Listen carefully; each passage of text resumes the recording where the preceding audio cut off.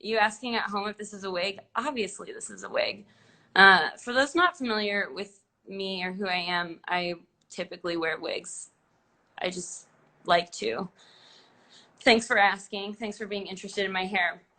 In addition to organized workers striking for the good of society, many renters this week are living paycheck to paycheck without another paycheck in sight and saying enough is enough. On Wednesday, April 1st, activist groups nationwide made their first call for a rent strike since the coronavirus was declared a national pandemic.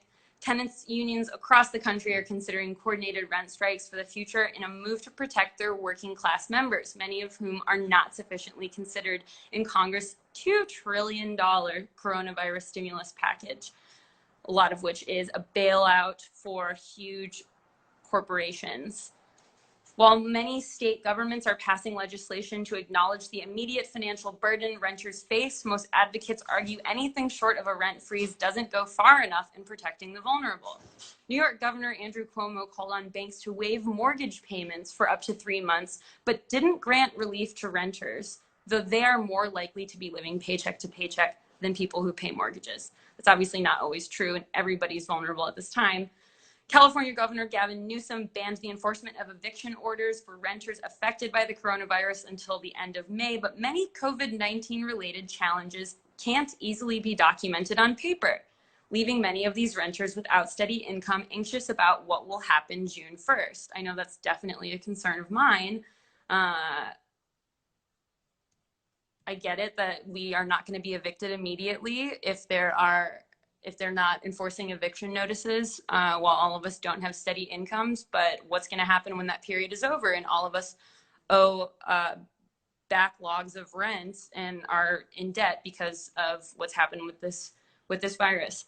Tenants' rights groups staged training calls for people organizing in New York this past Wednesday. Organizing efforts have also been documented in Chicago, San Diego, St. Louis, a lot of different cities all across the country. We have somebody saying fuck Cuomo at home. I get that Andrew Cuomo's gotten a lot of deserved positive reinforcement this past week for the basic platitude of saying that we shouldn't sacrifice people and say that people should die because of this virus. However, Andrew Cuomo has also enforced millions of dollars of Medicaid cuts and closed hospitals all over New York, all over the entire state, which is exacerbating what's going on with this crisis right now and leaving a lot of people vulnerable when they get sick and don't have a hospital to go to. The activist group Rent Strike 2020 is organizing on a national level, stating on their website, "Our demands to every governor in every state are extremely simple. Freeze rent, mortgage, and utility bill collection for 2 months or face a rent strike."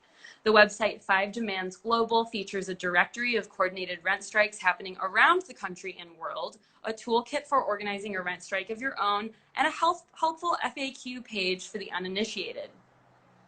Why should I participate if I can afford to pay rent is one of the FAQs on the page. Even if you can't afford to pay rent, your participation in the strike shows solidarity with your neighbors who can't.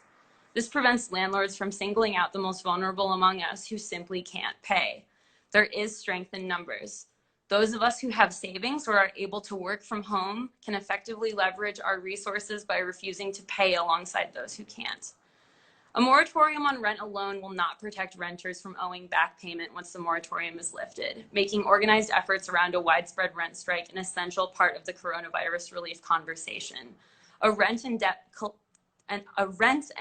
cancellation would ensure millions of people are not facing a new crisis of insurmountable debt once this coronavirus crisis lifts. The overwhelming power of millions organized and united in refusing to pay rent would present a force to be reckoned with. For more information about your rights as a tenant, you can look up your city's local tenants union. Definitely encourage you to get involved with that no matter where you stand with this, in terms of being able to pay rent or not. In many cities, these unions are already organizing regional efforts such as the Atlanta Survival Program, Rent Strike ATX in Austin, Can't Pay, Won't Pay in Durham, and both the DC Tenants Union's calls for a rent freeze as well as the Metro DC DSA's Stomp Out Slumlords campaign If you want even more information about this stuff, the website, The New Inquiry, published a really helpful resource list called Rent Strike 2020.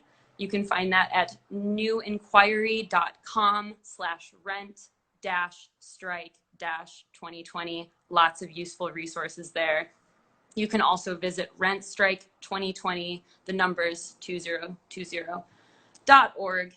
And for a directory of rent strike efforts, visit the number 5 demands.global/map.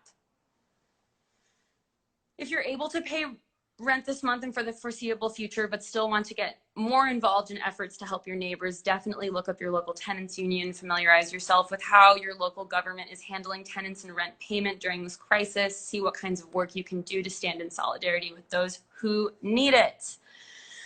All right, if you're just joining us, this is the second episode of the Sister Polygon Stay-at-Home Variety Show. I am Katie from Sister Polygon Records. This is my personal Instagram, but I strongly encourage you to follow our record label on Instagram at Sister Polygon Records.